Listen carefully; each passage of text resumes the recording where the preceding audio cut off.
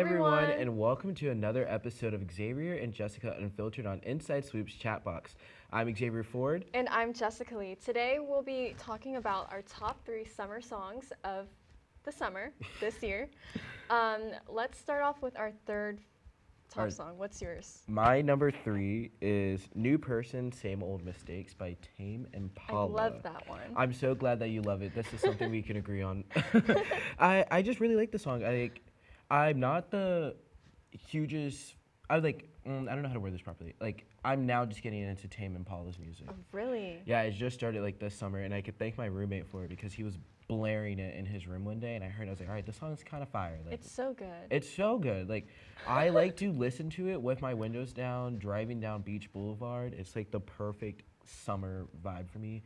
It also has a little R&B vibe too that I like, and then I know for a fact Rihanna covered it, and I liked her version of it too. So I think Tame Impala just got a good song on their hands right here. I know it's been out for a pretty long, not a pretty long time, but a long time. I've been listening to it for a while, but I'm a little late. Yeah, but it just goes to show how old music is so good. I Right. just can't get enough. I was trying to find new music, new songs for this show, but my third is also an older song. It's "She Will Be Loved" A good choice. by Maroon 5. I Yes. love Maroon 5, and that song. I know that it won it was in the top charts for a while in 2002. So That's when Maroon 5 was in their bag, making music that was really good. and I think every song from that album is just so good. I would agree. And I would say, thank you, Jessica, for bringing that song back up because I completely forgot about it until today, and then I added it back to my playlist on Spotify. Did you? Yes, so thank you so much for that. That's so sweet. Getting into our number two songs in the summer, I had a hard time picking between my two. It was both Sexy Red, surprise, surprise, but I ended up going with You're My Everything by Sexy Red, featuring Drake. I love this song. It is so catchy. Hey, I love you. Can you hit the high note? Ooh. Oh.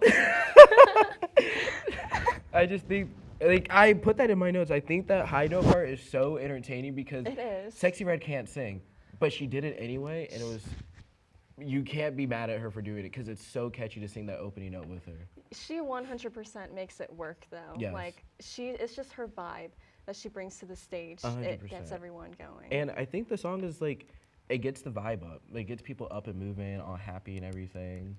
Right. But what is your second song? Mine is Yes and by Ariana Grande. Okay. There's not much to say about this song. I just really like its message too. It's very empowering. It is. I know that it's about self-confidence, combating negativity, and I think that's just a great vibe for the summer. I would agree. Being independent. I say that the song it's older pop music, but it's also bringing a little bit of house music that we're listening to now, and I'm really on that vibe right now of listening to house music. I think she did a great job of that. I love what Ariana Grande is doing right now.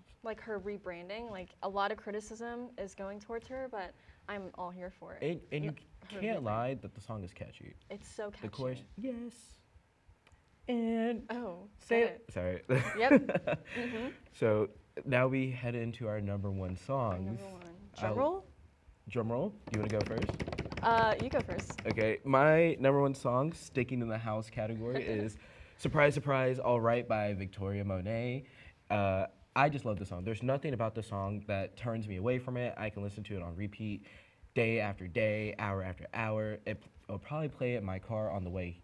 Actually, it played in my car on the way here today, and I'll probably play it in my car again on my way home. I feel like we're always talking about Victoria Monet. Because Victoria Monet is that girl right now. She is that girl. I do like that song.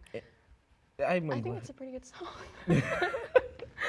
Yeah, so my number one is Tough by Lana Del Rey and Quavo. I'm not gonna lie, I've never heard of it until you mentioned it. Yeah, it's not. Really?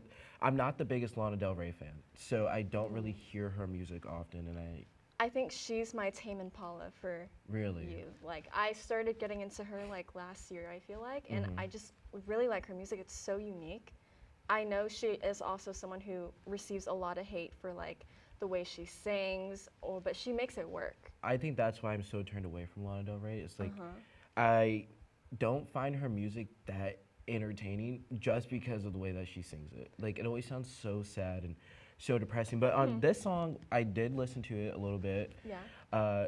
And it's not terrible. And I think it's a little different vibe for her, and it's especially a different vibe for Quavo. Yes. I was not expecting a song like this. That's what I was going to say. People are like, she's turning Quavo country, not the other way around. Yeah. But I mean, I think they work so well together. I think it worked. Like it added a nice little southern twang to Quavo that he already had. Yes.